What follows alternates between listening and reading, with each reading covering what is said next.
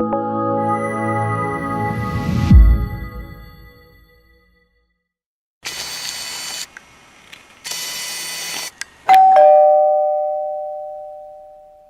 suis Kamara Moussa à l'état civil et Moses by Style, que je représente, le label et tout, styliste créateur. Voilà, je travaille avec toutes les matières, particulièrement le pagne, le tissu, voilà, et puis les pagnes tissées aussi, les pagnes traditionnelles.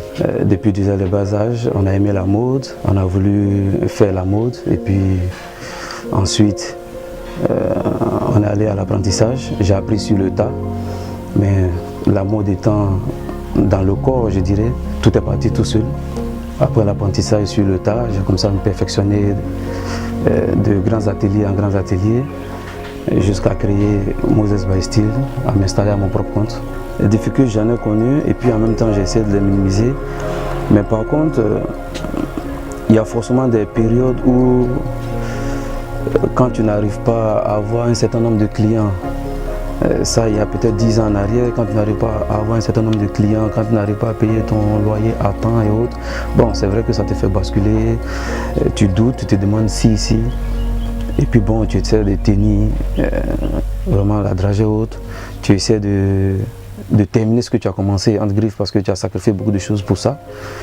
Donc on a participé au IE, ça a été véritablement le déclic, et ensuite on a fait des défilés à Abidjan, dans les grandes places d'Abidjan, et la dernière, le gros événement en date, comme tu l'as si bien mentionné, c'est le Popo Carnaval, où j'étais le styliste attitré du Popo Carnaval, et j'étais aussi en partenariat avec le Popo Carnaval, la 34e édition, où on a essayé de séduire plus d'une personne.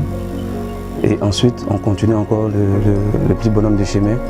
Mais je dirais que le bilan, on est encore en mi-parcours parce qu'il reste beaucoup encore devant nous. L'apport des nouvelles technologies, c'est un maillon essentiel aujourd'hui pour la génération, pour la nouvelle génération, même les personnes de troisième âge, parce qu'il n'y a pas véritablement d'âge.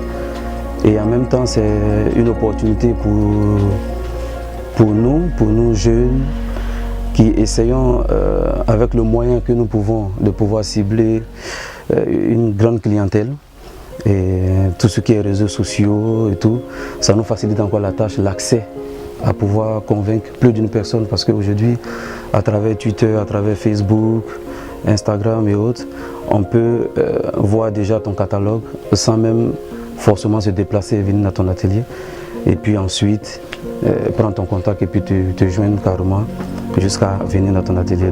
C'est vraiment essentiel et moi ça m'a beaucoup aidé. On est en train de préparer une collection homme, collection vente, des chemises tissées, tout ça.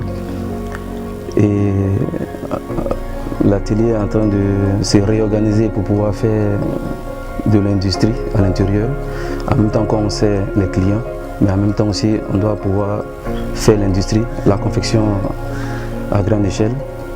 Donc là déjà c'est à moyen terme au niveau déjà des cas pratiques de l'atelier. Maintenant à long terme, naturellement, comme tout bon styliste, on rêve de conquérir le monde, en commençant par son propre pays, la sous-région, l'Afrique. Déjà le conseil que je peux donner, c'est d'avoir ce qu'on veut, savoir ce qu'on veut faire et puis l'aimer.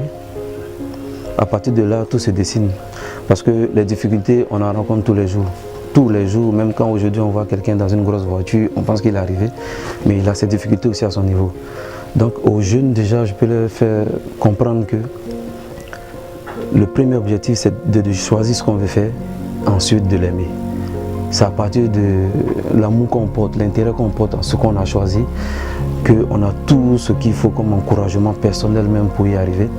Parce que les difficultés, comme on le dit, on ne finit jamais d'en rencontrer. On en rencontre tous les jours, mais c'est la capacité à pouvoir les gérer, à pouvoir les résoudre.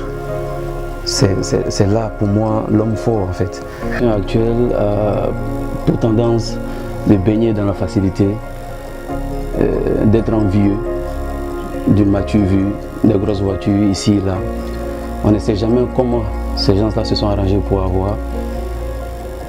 Mais le plus important, c'est de savoir que soi-même, on doit lutter honnêtement pour gagner sa vie.